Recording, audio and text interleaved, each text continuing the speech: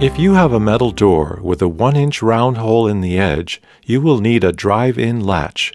This type of latch does not come with your smart lock, but is available separately at shopyalehome.com. If you have a wood door, you have the option of re-prepping the door to accommodate a standard latch.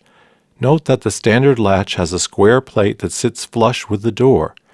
To prep the door for a standard latch, slide it into the door, and making sure it's straight, trace the outside plate.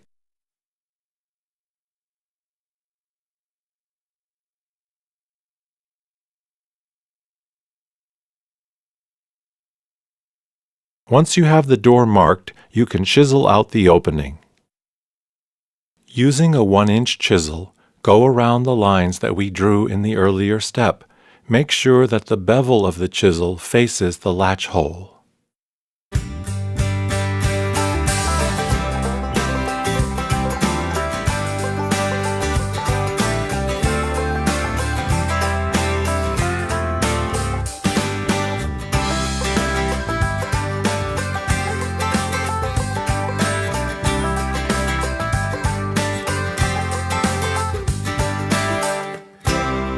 Make sure that the latch is flush and straight.